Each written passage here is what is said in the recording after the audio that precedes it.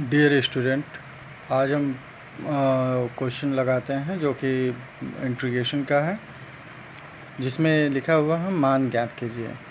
अब देखिए इंटीग्रेशन में sign x upon sine x minus alpha d x है, तो sine x minus alpha plus alpha upon sine x alpha x minus alpha हम लिख सकते हैं।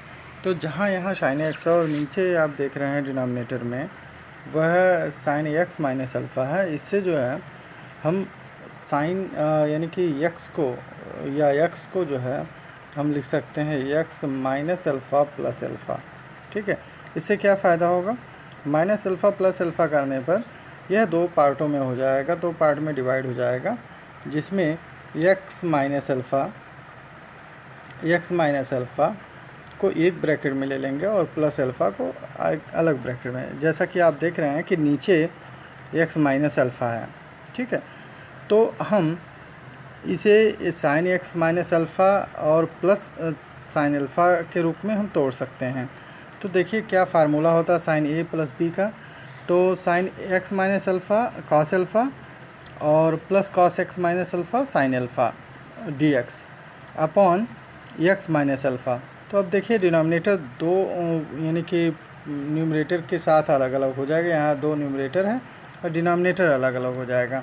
अब देखते हैं कि पहले में साइन एक्स माइनस अल्फ़ा और sign x minus alpha cut जाएगा, कॉस अल्फ़ा बचेगा।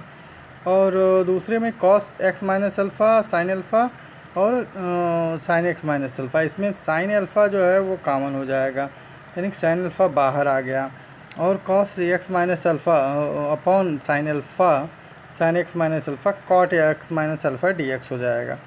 तो अब ये चीज़ हो गया, तो cos alpha x plus sine alpha log sine x minus alpha plus C के रूप में हो जाएगा, यानी कि कॉस अल्फ़ा एक्स और sine alpha log x minus alpha plus C के रूप में हो जाएगा। तो x cos alpha plus sine alpha log sine x minus alpha plus C, यह टोटल आंसर हो जाएगा। ठीक है, अब देखते हैं दूसरा पार्ट इसका।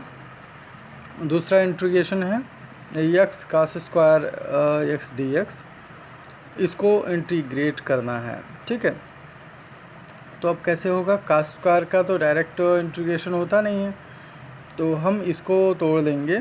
हम फार्मूला जानते हैं कि cos 2x का फार्मूला क्या होता है। तो cos 2x जैसा कि यहाँ दिया हुआ है, cos 2x का फार्मूला देखिए 2 का स्क्वायर एक्स माइनस 1।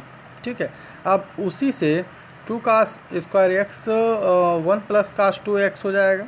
2 का स्क्वायर एक्स जैसा यहाँ लिखा हुआ है 1 प्लस cos स्क्वायर एक्स या cos 2x हो जाएगा। तो cos x क्या हो जाएगा, cos स्क्वायर x जो होगा वो 1 प्लस cos 2x बाई 2। अब इस फार्मूले को यहाँ से जो है हम ये cos स्क्वायर अल्फ़ा को हटाकर और लिख देंगे 1 प्लस cos 2 अल्फ़ा अपॉन 2। ठीक है, या 1 प्लस cos 2x अपॉन 2। तो अब जो है इसको अलग अलग कर देते हैं, मल्टीप्लाई करके दो पार्ट में हो जाएगा, 1/2 तो कॉमन हो जाएगा, x D x plus x cos 2x D x यहाँ हो जाएगा। तो 1/2 x square by 2 plus x cos 2x D x minus D x upon D x, यह बाई पार्ट्स लगेगा। देखिए x cos 2x में बाई पार्ट्स लगेगा, जिसमें फर्स्ट फंक्शन और सेकंड फंक्शन सपोज करना होगा। तो अब फर्स्ट फंक्शन और सेकंड फंक्शन आइलेट के अनुसार होता है, आइलेट तो इसमें जो है आप देख रहे हो कि एक्स एल्जेब्रिक आ जाएगा और cos 2x ट्रिग्नोमेट्रिकल है। तो पहला जो फंक्शन बनेगा वह x होगा। तो यहाँ पर जो है x फर्स्ट फंक्शन हो गया और सेकंड फंक्शन जो है वह cos 2x हो गया।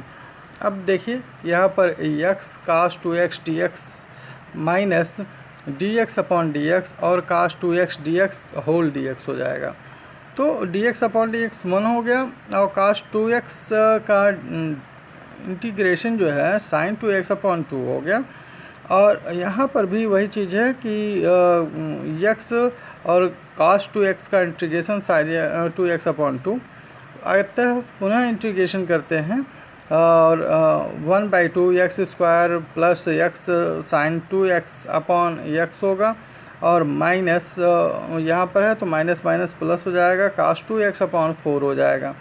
यानी टोटल जो है हमारा आंसर आएगा 1/2 एक्स स्क्वायर, यहाँ ध्यान दीजिए 1/2 x square by 2 plus x sine 2x by 2 plus cos 2x या cos 4x हो जाएगा, cos 2x अपॉन 4 प्लस सी। अब 1/2 को हम मल्टीप्लाई कर देते हैं अंदर, तो 1/2 को मल्टीप्लाई करने पर वह x square upon 4 plus x sine 2x upon 4 plus cos 2x upon 8 plus C यह होगा। अब नेक्स्ट क्वेश्चन हम चलते हैं, नेक्स्ट क्वेश्चन देखते हैं। बहुत अच्छा क्वेश्चन है और यह डेफिनेट इंटीग्रल का क्वेश्चन है, third part. It's a very important और डेफिनेट इंटीग्रल का क्वेश्चन है। इस तरह के लगभग कई क्वेश्चन आते हैं जिसमें π/4 ही इनका आंसर आता है, ये ध्यान रखना है आपको।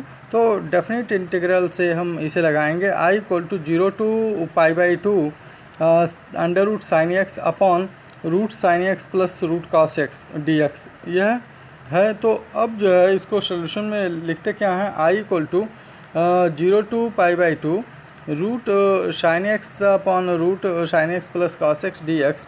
यहाँ पर इसको इक्वेशन नंबर 1 मान लेंगे और इसमें एक प्रॉपर्टी यूज करेंगे। जो प्रॉपर्टी क्या है कि f जो है a माइनस एक्स या जो अपर लिमिट होता है 0 to a minus x equal to, ठीक है, fx के रूप में होता है, fx के रूप में होता है।